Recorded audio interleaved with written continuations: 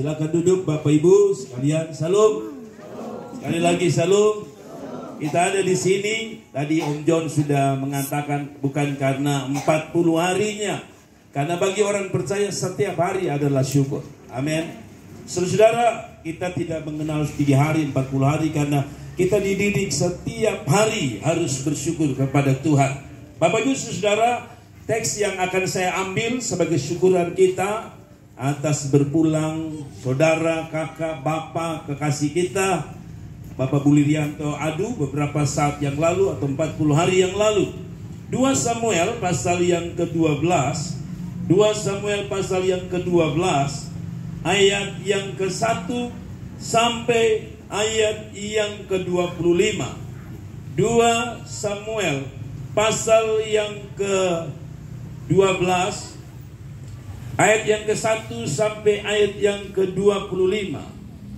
Bapak Ibu, ini menjadi teks kita, firman Tuhan, sebuah peristiwa yang sangat mirip dengan apa yang dialami oleh anak-anak khususnya, bahwa Tuhan itu sungguh baik. Dan saya mau bawa kita di dalam 2 Samuel pasal yang ke-12, ayat yang ke-18 dan 19. Walaupun semua ayat, tapi saya tidak akan baca semua. Saya mau baca 2 ayat ini saja sebagai latar belakangnya. Pada hari yang ke-7 dalam 2 Samuel 12 ayat 18, pada hari yang ke-7 matilah anak itu, dan pegawai-pegawai Daud takut memberitahukan kepadanya bahwa anak itu sudah mati. Sebab mereka berkata ketika anak itu masih hidup, kita telah berbicara kepadanya, tetapi ia tidak menghiraukan perkataan kita. Bagaimana kita dapat mengatakan kepadanya anak itu sudah mati? Jangan-jangan ia mencelakakan dirinya. Ayat 19. Ketika Daud melihat bahwa pegawai-pegawainya berbisik-bisik, mengertilah ia bahwa anak itu sudah mati. Lalu Daud bertanya kepada pegawai-pegawainya, sudah matikah anak itu? Jawab mereka, sudah. Ayat ini saya pakai juga dalam renungan di 40 hari ya, di meninggalnya ipar saya juga. Nah, Bapak Ibu Saudara, kalau baca, rupanya budaya timur dengan kita ini mirip-mirip. Ketika ada orang meninggal, biasanya yang kehilangan itu selalu bertindak atau selalu melakukan sesuatu dengan dengan hati dan perasaan. Misalnya, kalau seorang atau orang yang kita cintai meninggal, biasanya yang ditinggalkan itu melakukan hal seperti ini. Tidak mau makan, tidak mau minum, bahkan maaf, kadang-kadang mau mandi saja malas. Bukan karena dia tidak suka mandi, tapi dia merasa bahwa saya telah kehilangan orang yang saya cintai.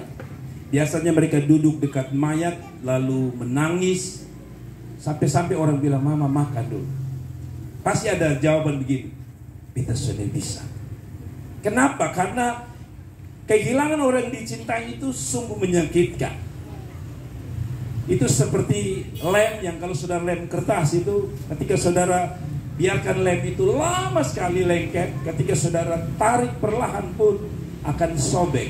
Makanya orang bilang betul, ketika seorang yang kita cintai meninggal, kita kehilangan separuh jiwa di dalam hidup ini. Waktu Daud kehilangan seorang anaknya, hasil perkawinan dia dengan seorang bernama Batseba, anak itu meninggal. Anak ini tentu gagah karena Batseba itu cantik, Daud itu gagah luar biasa. Dan dalam keadaan itulah Daud bergumul. Karena Nathan sudah bilang, Nabi Nathan bilang kepada Daud, Daud, karena saya kasih tahu latar belakang bahwa anak ini lahir dari kejahatan. Karena dia ambil istri dari kepala pasukannya yang bernama Batseba. Lalu dia menikah dan membiarkan suami dari Batseba ini. Dia sengaja kasih perang di depan. Lalu ketika perang terjadi, suaminya meninggal, Daud ambil istrinya.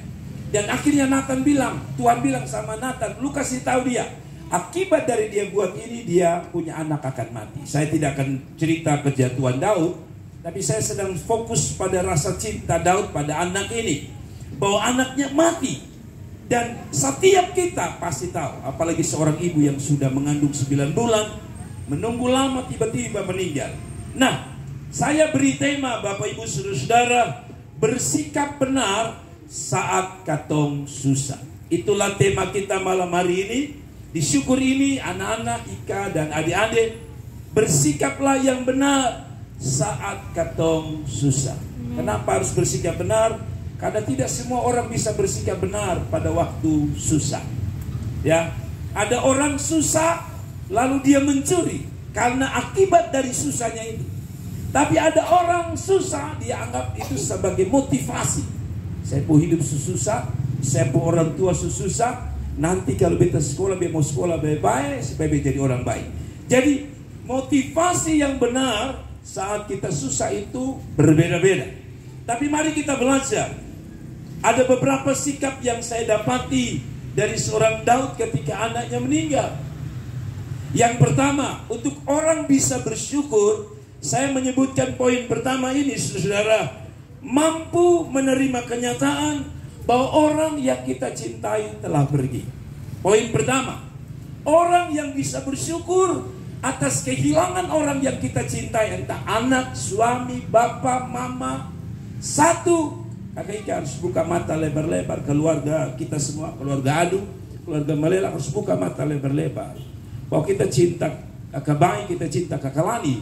Tapi kenyataannya Kakak Lani susahnya ada, Kakak Bayi tidak ada.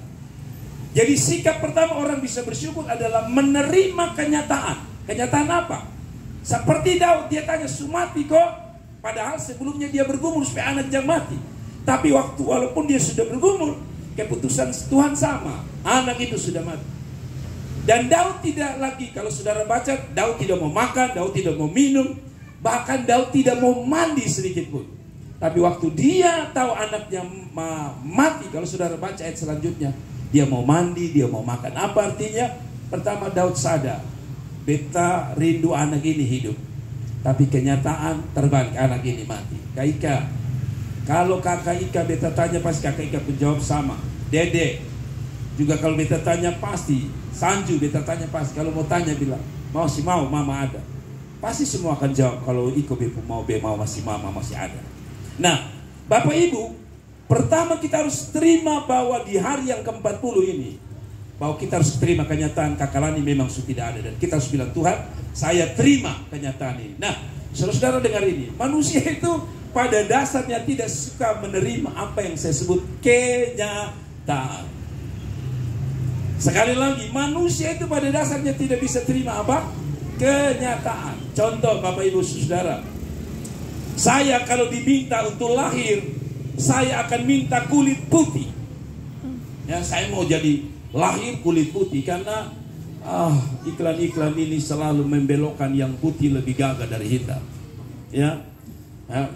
Dan kalau saudara-saudara saya di kampus selalu diganggu sebagai black sweet. Mereka bilang black, oh saya bangga. Tapi dia selalu bilang gini, tapi kalau sweetnya hilang tinggal black, itu tidak enak sekali.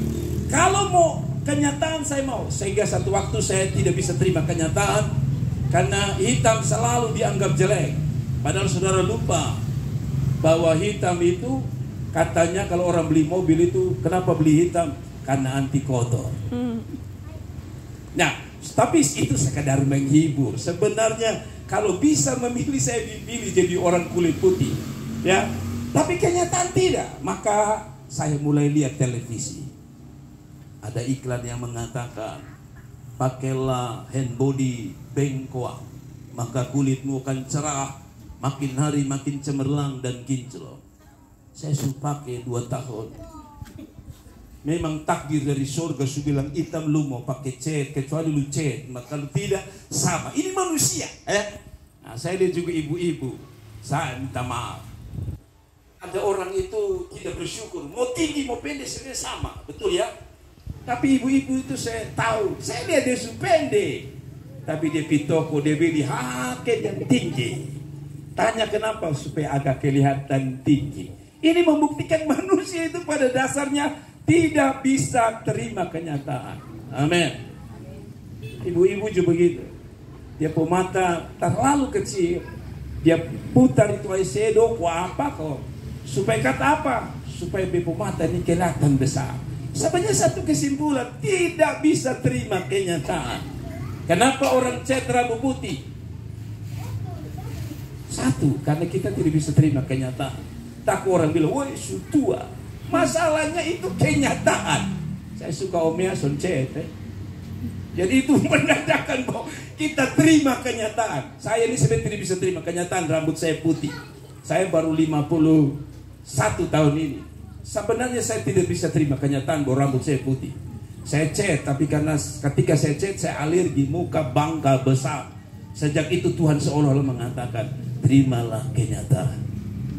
Bapak Ibu Saudara, orang tidak bisa terima kenyataan. Nah, saya cerita ya, bahwa orang tidak bisa terima kenyataan. Kami punya jemaat, sebenarnya bukan jemaat saya, tapi kami satu gereja. Dia meninggalnya di Amerika karena ditembak di Amerika, karena dia ikut kapal pesiar. Dia salah satu orang yang bekerja di kapal pesiar. Jadi waktu dia ditembak di Amerika, dia datang, dikirim dari Amerika, sudah beberapa hari sampai di Kupang. Kebetulan waktu saya masih pelayanan di Alor, lalu mereka telepon, Pak Pendeta, tolong pimpin. Nah, sebenarnya masalah itu biasa. Tapi waktu saya dengar orang ini bilang begini, istrinya bilang begini, sudah hari ketiga tidak bisa dikubur karena istrinya bilang begini, saya yakin dia seperti Yesus, pada hari ketiga dia akan bangkit. Sehingga maaf kata konsul dari Amerika Om John, subau. Tapi karena dia tidak bisa terima kenyataan, dia tunggu sampai hari ketiga. Hari ketiga maaf ada bau-bau sih. Dia tidak mau, dia bilang tidak boleh tutup. Saya percaya suami saya bangkit. Sampai hari ini sudah dikubur, suaminya tidak pernah bangkit. Kenapa? Manusia tidak bisa terima kenyataan bahwa fakta di depan sudah meninggal. Kita bisa menghayal, coba bapak masih ada, bapak kita bisa menghayal, tapi kenyataan mama sudah tidak ada. Saya berharap anak-anak dan keluarga harus terima dengan lapang dada bahwa orang kita cintai telah tiada. Yang setuju katakan amin. Jadi saya berharap pulang dari sini terima kenyataan bahwa ternyata di sekeliling kita terjadi sesuatu yang kadang tidak kita inginkan. Tapi itu fakta yang harus orang terima. Yang kedua, saudara-saudara, tadi saya pinjam Om John pembahasan dan saya sudah ketik sebelumnya. Sekalipun kita susah, kita harus bisa move on.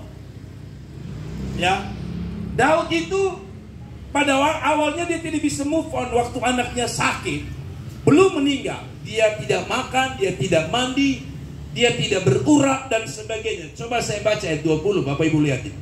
Lalu Daud bangun dari lantai, ia mandi dan berurat, bertukar pakaian. Ia masuk ke dalam rumah Tuhan, sujud menyembah. Sesudah itu, perhatikan ini, ia pulang ke rumahnya dan atas permintaannya dihidangkannya kepadanya roti, lalu dia makan. Daud sadar, pertama dia terima kenyataan, saya bergumul supaya anak hidup, ternyata mati dan saya terima. Oke, saya punya anak mati. Yang kedua, saudara, di dalam ayat ini dikatakan Daud bangun dari lantai, lalu apa? Ia mandi, berurat, tukar pakaian, lalu pulang ke rumah makan roti. Berarti terbalik sebelumnya dia susah sekali sampai dia tidak mandi, dia tidak berurat, dia tidak apa lagi, dia tidak makan. Ya, ini yang terjadi waktu ipar saya meninggal, anaknya Michelle itu, Nona itu tidak mau makan. Betul Mama Nona itu tahu, soalnya dia mau makan. Itulah manusia, karena tidak bisa terima kenyataan hidup, akibatnya kita melakukan hal-hal yang sebenarnya tidak perlu kita lakukan. Misalnya, ketika kita tidak makan, kita menjadi sakit. Tapi dalam ayat ini begini, pada akhirnya Daud tahu ini anak semati. Alkitab bilang begini, dia move on, dia bangun, dia mandi, dia makan. Apa yang tadinya dia tidak lakukan, sekarang dia lakukan. Tadi Om John bilang, ingat, anak-anak tetap kerja, gitu ya Om John ya, tetap bersemangat, tetap lihat masa depan, dan jangan mundur ke belakang. Nah Daud juga gitu. Saya coba buka kata move on. Move on itu begini. Move on itu katanya adalah, arti yang sesungguh dari move on adalah berpindah atau berjalan terus. Orang yang tidak move on berarti dia tetap dalam duka, tetap dalam kehilangan pengharapan, tetap dalam kesedihan. Dia tidak bisa pindah dari kesedihan menjadi sebuah pengharapan. Maka saya suka dengan MC ini. Setiap orang mati selalu digunakan kata ini. Kita akan mengubah apa? Tenda duka menjadi tenda sukacita. Apa artinya? Itu yang disebut move on. Manusia harus move on dari kehidupan masa lalunya. Lalu kalau mau renung, dia akan jadi orang yang tidak tahu mandi, tidak mau makan. Dan ini yang terjadi, bukan? Hari-hari ini orang tidak bisa move on. Saya minta maaf kalau saudara memang ditakdirkan Tuhan tidak menikah, no problem. Tapi mengapa orang tidak menikah? Saya selalu bilang, karena tidak bisa move on. Dia pikir semua laki-laki sama. Gara-gara putus dengan orang rote, sabu datang, alor datang, dia tolak. Kan dia pikir laki-laki sama. Sampai satu kata, Anda belum bisa move on. Amin. Jadi Daud move on. Daud berpindah dari rasa duka. Dia harus sadar bahwa anak saya mati, tapi saya harus jadi raja yang akan memimpin bangsa ini. Demikian dengan anak-anak. Ika, Sanju, Dede, Mama sudah ada, penopang sudah ada, tapi harus move on. Saya sedih, tapi jangan sampai sedih membuat masa depan saya juga ikut-ikut suram. Saya sedih, air mata saya jatuh, tapi jangan sampai air mata saya menutup saya untuk melihat karya-karya Tuhan selanjutnya. Amin. Kadang-kadang air mata itu penutup untuk kita melihat jalan Tuhan. Orang selalu marah Tuhan ketika berita duka. Dan air mata jatuh, saya selalu bilang, kita sulit melihat apa maksud Tuhan. Tapi percayalah seperti kata orang, bahwa di balik persoalan pasti ada mujizat. Di balik persoalan pasti ada rencana Tuhan yang indah. Nah, karena itu move on juga berarti begini, saudara. Hal itu tentunya terkait dengan hal-hal yang ingin kamu tinggalkan di masa lalu. Baik kenangan indah atau buruk. Kamu perlu move on untuk melanjutkan kehidupan yang lebih damai. Begini Bapak Ibu Saudara, saya tahu orang itu sebenarnya sedih itu bisa di manage untuk menghilangkan rasa sedih. Tapi yang sulit itu adalah kenangan. Kenanganlah yang membuat orang tidak bisa move on. Ya. Orang itu sudah tidak ada sebenarnya di sisi kita. Kalau itu seorang pacar. Karena ketika kita putus sudah tidak lagi kita mau ketemu. Sebenarnya orang itu sama saja dengan manusia yang lain. Yang membuat orang tidak bisa move on ada satu alasan. Kenangan. Kakak saya, Bapak Amah ini, dia tinggal di kami rumah selama 40 hari. Karena satu hal dia bilang, setiap kali dia pulang ke kamar istrinya atau kamar mereka, selalu air matanya jatuh. Kenapa? Karena disitulah banyak kenangan. Tidur bersama, menangis bersama, ketawa bersama. Jadi setiap kali dia berdiri di pintu, air matanya jatuh. Manusia tidak bisa move on karena selalu terbayang dengan masa lalu. Jika mungkin duduk-duduk, ingat bahwa apalagi di jam-jam tertentu, biasa begini, mama sepulang kerja parkir motor, lalu mungkin tanya, Dede mana? Sumakan kok, yang biasa kita dengar mama omong, sumakan kok, hari itu betul-betul itu suara susah didengar lah. Ini yang menyakitkan. Tetapi orang-orang percaya harus bisa move on. Katakan amin. Dengar baik-baik, kita harus move on. Bahwa kenyataan orang kita cintai sudah meninggal dan kita harus move on. Bapak Ibu Saudara yang diberkati Tuhan, saya tidak tahu. Tetapi saya selalu menggambarkan Daud ketika dia bangun dari tempat duduknya. Seolah-olah dia mau bilang begini, tadi saya berduka, saya menangis di lantai itu, tapi sekarang saya harus bangun.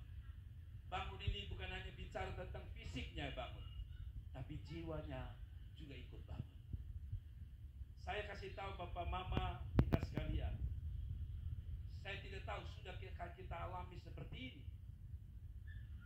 Tapi belajarlah dari orang-orang yang kehilangan orang dicintai. Saya dapati ada orang-orang yang kehilangan harapan ketika suami mereka meninggal.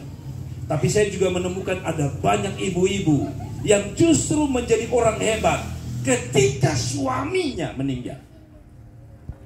Mereka mulai sadar selama ini bergantung dengan suami, tiba-tiba meninggal.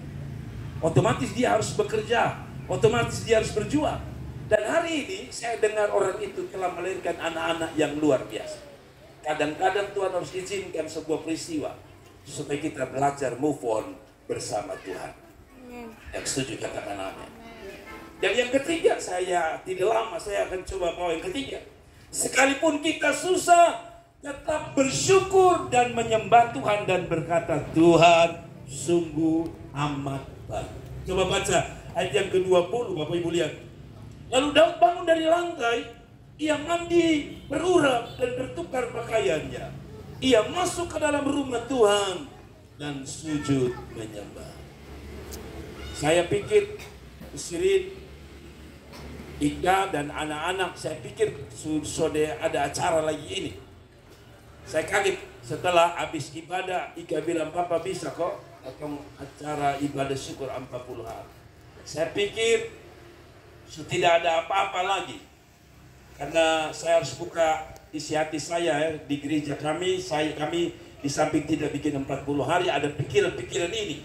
Ada pikiran-pikiran saya. Satu, kita tahu bahwa budaya NTT ini apapun pasti membutuhkan yang namanya biaya. Ya, ulang tahun sekecil apapun biaya. Dan kami mau supaya mereka, maaf kata misalnya ada uang duka itu dapat digunakan oleh keluarga di dalam menjalani hidup. Tetapi tidak apa-apa. Waktu saya dengar Ika bilang kita mau bikin ucapan syukur, saya bilang Ika puji Tuhan. Apa artinya? Mereka masih mau bilang sama Tuhan, Tuhan terima kasih.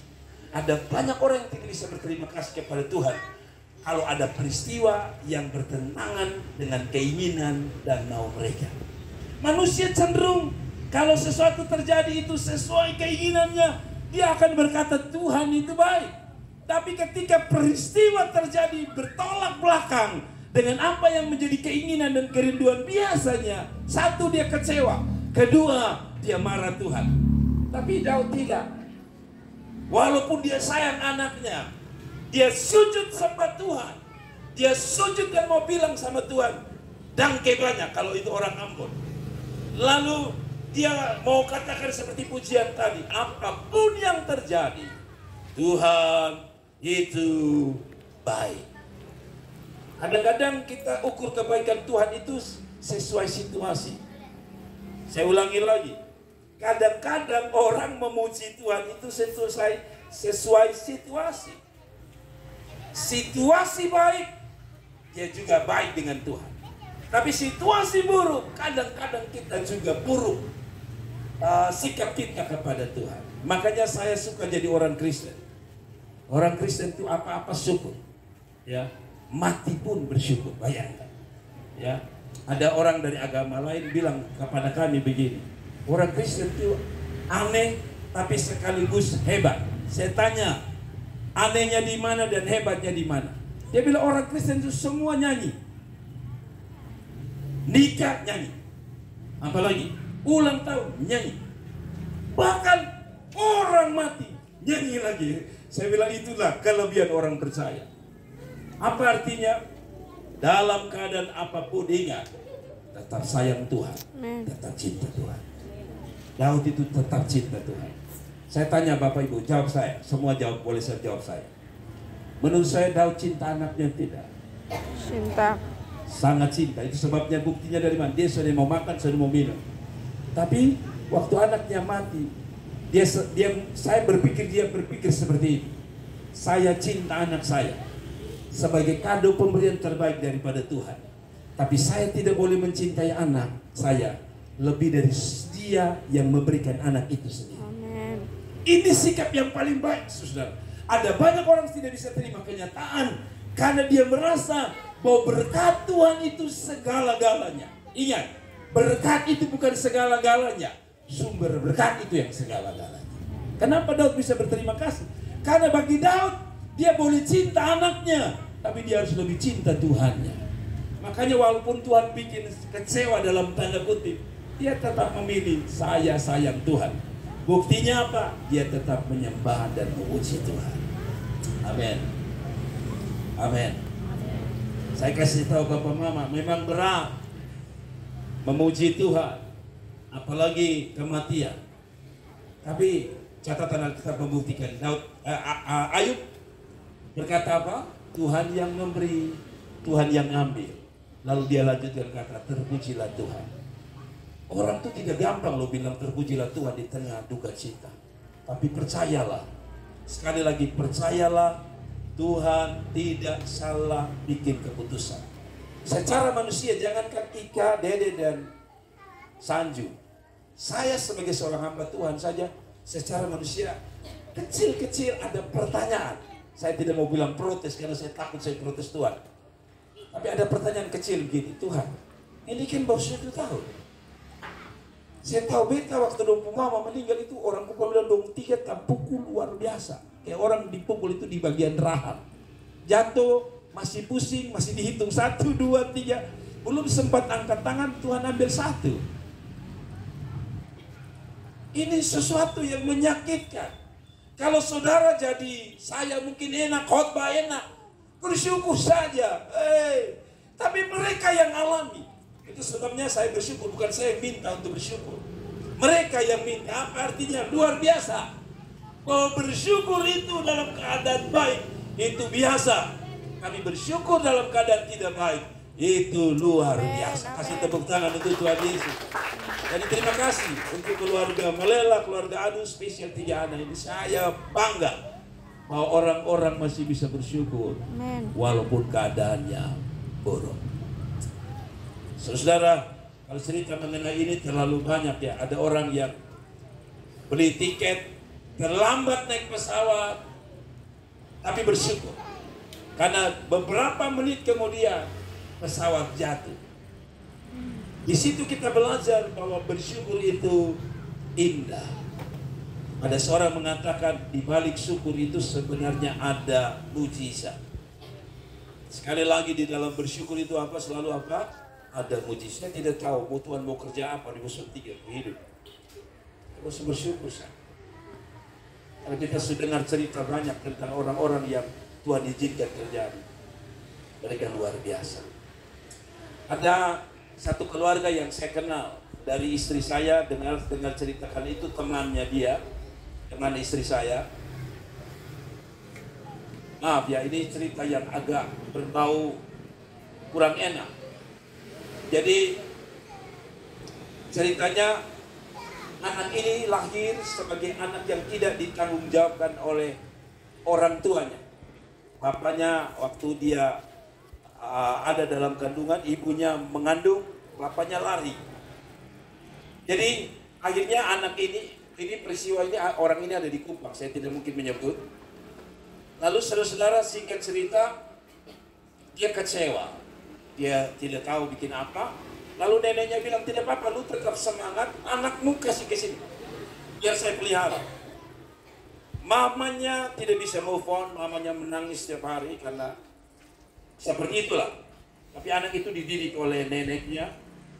Lalu neneknya bilang begini, ingat, kita tidak bisa mundur karena kamu sudah mengalami peristiwa ini, tapi kamu masih punya satu hal.